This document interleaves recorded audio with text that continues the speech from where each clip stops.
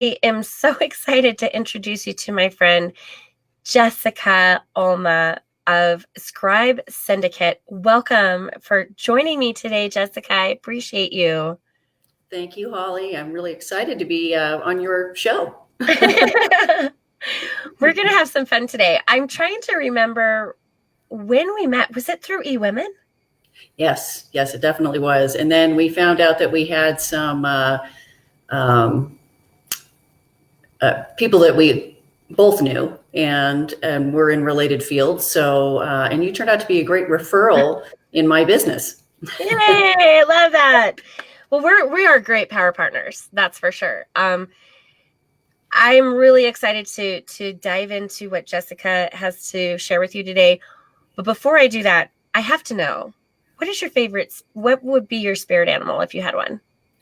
If I had a spirit animal, I would say it's the chipmunk. I just love their little racing stripes. And when I'm out hiking, I look for them all the time. I went to a place called St. Elmo's, which is about a 3-hour drive from Denver toward the north. It's a ghost town of a population of about 3, but they have a chipmunk crossing area. If you have any snacks with you and you sit down next to the chipmunk crossing, they will climb up into your hands. They will be in your lap. They'll walk across your back, up and down your arms. It was to me heaven. I think I've been to a place similar to that. I want to say the place I went was more in Buena Vista area. Is that near Buena Vista? It might be. My geography in the state of Colorado is not that great, to be honest. But it could be. Yeah, it could be. That is the coolest thing ever. I love how affectionate they are. And that is totally an aspect of your personality that I love about you, because you're nurturing and you're attentive. And I can totally see the relation between the two. It's so cool. Thanks. So, Jessica, share with us what do you get to do on a daily basis? I do mostly website pages, blog articles. I'm constantly researching on different industry topics for different types of business owners. I also get involved with web designers and marketing consultants, as you know, because we have some of the same clients and they're being recommended to put some written content together, but they're not necessarily very good at it, or they don't have the time to make it polished. So when you say website and blog information, you are actually writing the copy for these pages, for the bios, for the about sections, for the product descriptions, as well as putting together the blogs in all these different places, which is super valuable. Folks, being able to create your own content is a challenge. I actually did 2 build outs in the last 2 weeks where people did not have any idea how to describe it as what it is that they do. And that's the beautiful thing about what Jessica does, is she's able to hear what you're saying and not saying and put it into a written description that is not only SEO friendly, but also searchable in all the other platforms, and describes what your message is in such a clear way that people can receive that. And that is an absolute talent, Jessica. I'm not sure if you know that. It is a gift. I know that there's a lot of people who really don't want to do it, and they really appreciate someone who actually enjoys it, because I do. I consult with the client and learn about them, and I do additional research for everything that they've got out there online currently, just to figure out what they do, how they do it, how their process sets them apart from other people. And then I want to capture their voice and their personality in the material. And it's something that not everybody wants to or is able to do. So just like I can't do science and math. So I'm really glad that I can hire people to do that for me, because they apparently like it and I don't get it, but that's how it works. Everyone has their talent. Everyone does. And that's the beautiful thing. The very first time I heard anything, I heard it because it was in a bio that someone did for their talk. Um, Her name was Denise. And when I heard her bio being read from the stage at eWomen, I was like, I need to meet this woman. And I feel like that was my first introduction as far as the taste of what you do. And it's just beautiful. So first of all, thank you for serving the community in this way. And this is why I wanted to feature Jessica in this format, is because it is a gift. Website designers don't write copy. People who write copy write copy. Exactly. Social media people cannot always write blogs for people. There's people who just write copy, and that's their specialty. So as you're thinking about expanding your team, you really need to think about, what is your message? What is your foundation? Where do you need to redesign that? So that way, all the other people who are in your life can successfully tell your message through the original copy that you've got through your website and through your blogs. Exactly. And you probably know too, that when clients come to you, they don't know that you're not going to write the content for them. And same with web designers. I've talked to many people who had a beautiful website put together, but the copy was not even looked at, and that surprised them because they never discussed it. Currently, yep. Just to figure out. I apologize. It automatically shared our video on Facebook, so all the other people. There we go. I can hear it. I know. I apologize. I saw a comment, and it was amazing because it automatically shared it. So yeah, no, and that's just the thing. I'm a social media person. I don't create copy. I create engagement. Right. So let's talk about the story. What is valuable about what people need to know in this season about sharing their story? Are you talking about like current events right now? Sure, current events, and then moving forward. Why do people need to be present and have a story to be told online, in a variety of places, and also be reflectant of the times that they could be in? It's all about keeping up with the best ways of communicating today, and just making sure that you're keeping up with the current trends. Currently, right now, we have a particular health crisis that is almost forcing people into habits that they weren't necessarily comfortable with before. But the only way that you can really reach your audience is online marketing. It's the least effective way to reach or least expensive way to reach your audience at this time. And now it's the only way. So it impacts your expertise. It impacts your ranking on Google, because if you slow down on your activity, they're going to assume nobody's home and they're not going to promote your business. And that is something we just can't risk right now. I do believe that there's going to be people that are going to really succeed at what they do right now by pivoting to doing, or continuing at least to do, as much marketing as possible. And then there's the people that are going to pull way back. And I believe that's going to be a huge mistake for them to get started again once everything returns to the new normal. Yeah, I completely agree with you. And I'm seeing that all over the place, that the people who are pivoting aren't worried. It's the people who are worried that aren't doing anything whatsoever. And it's those that are pivoting that are thinking ahead of the time. They're thinking about the business that they're going to have the opportunity to have in the next few months. And if you continue to show up and provide value and provide content in a professional way, then you will see fruit. You will bear fruit from that, and you will always remain top of mind during all of this. And I feel like the most imperative thing with that is getting to the foundation of all of it through that message. Yeah. You can't not just haphazardly put things together. It has to be well designed. It does. You have to be extremely thoughtful, especially now. You may have marketing content that's getting ready to go out now, but it was all created prior to the health crisis. I've been reading all kinds of research on that, and now is the time to modify a lot of your content so that it speaks to the current situation, because that really is impacting how people are reacting, how they're purchasing. Everything is, everyone's totally absorbed in the pandemic. Now, how often do you feel that, I mean, pandemic aside, how often do you feel that people should be updating their web copy, and how often do you feel like they should be creating blogs for their website so they are maintaining searchability at any season?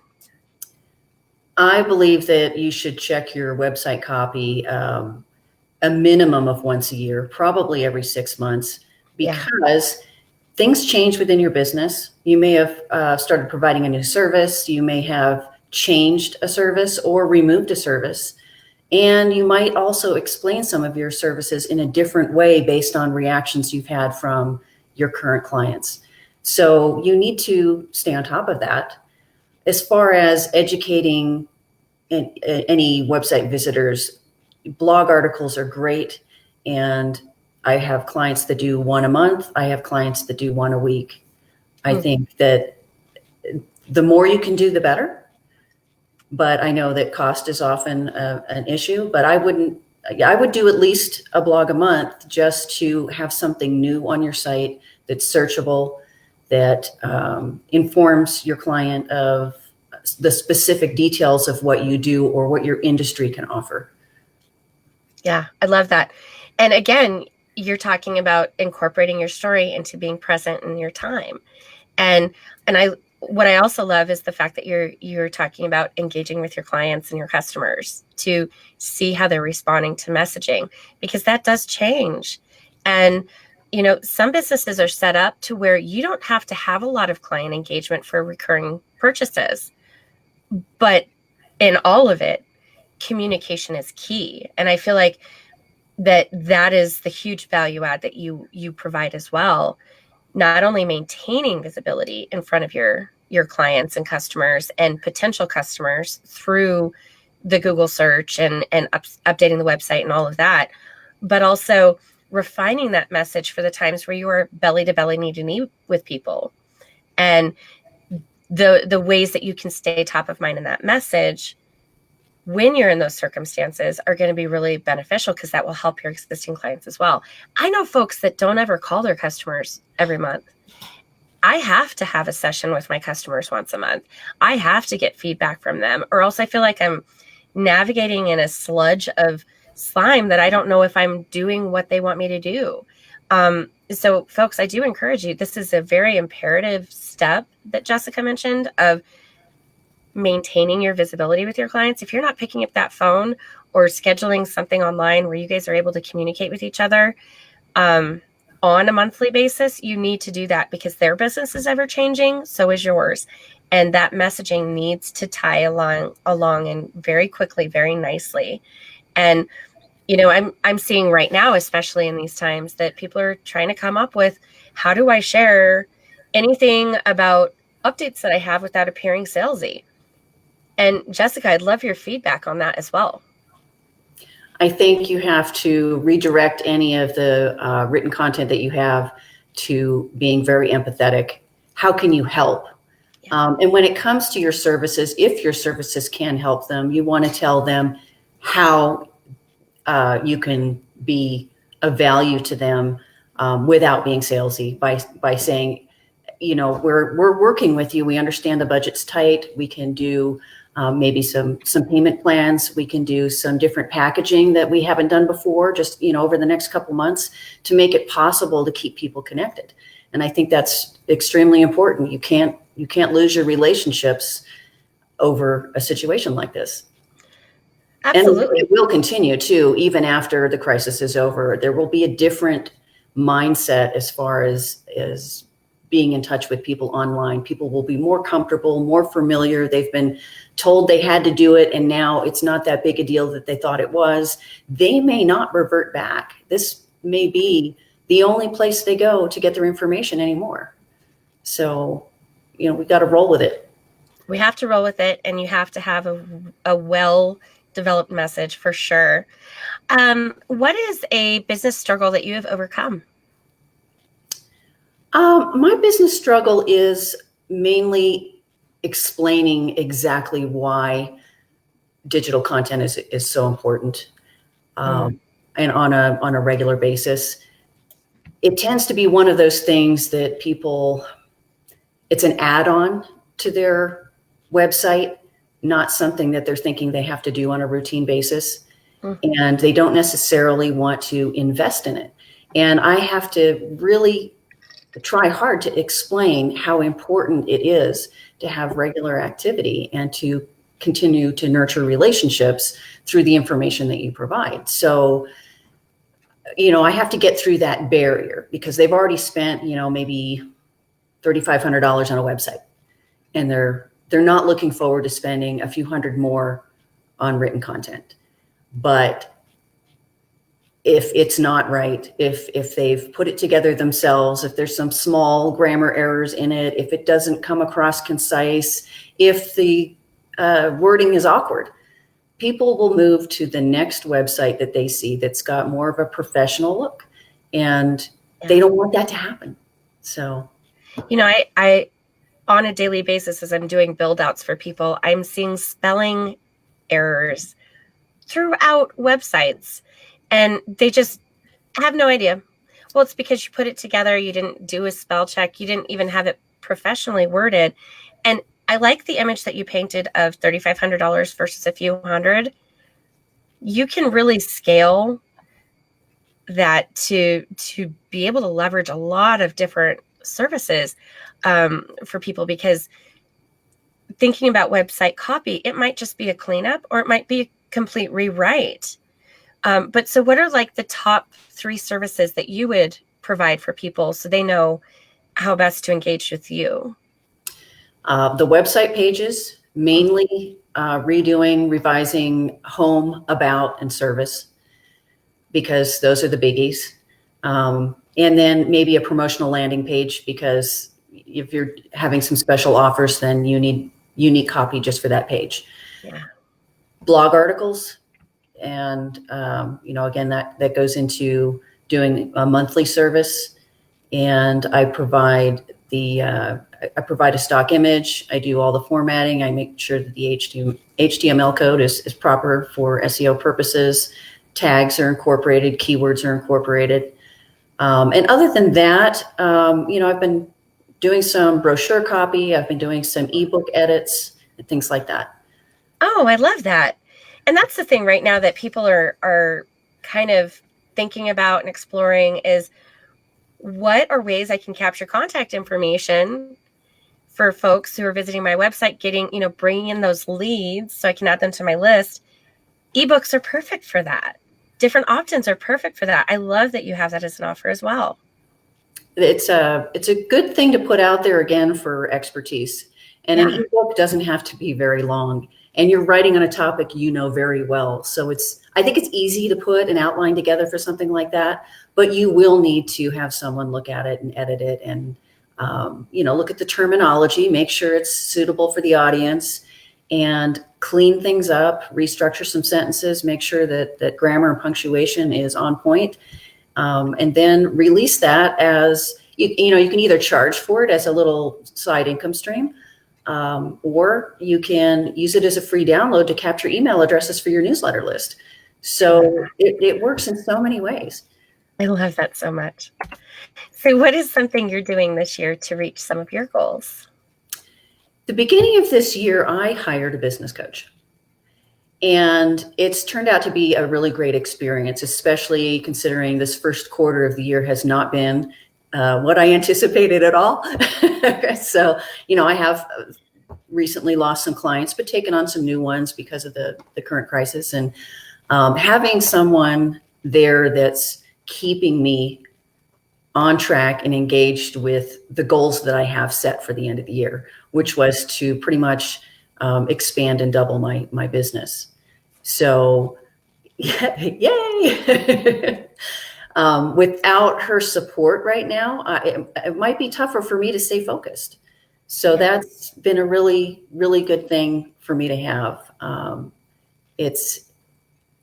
making sure that I'm on top of my email correspondence, and that I'm also incorporating processes for scheduling so that nothing falls through the cracks. That's really critical this year. I agree with you. I love that you have a coach right now. And it's so valuable to have people to just check in on you and say, hey, sister, how you doing?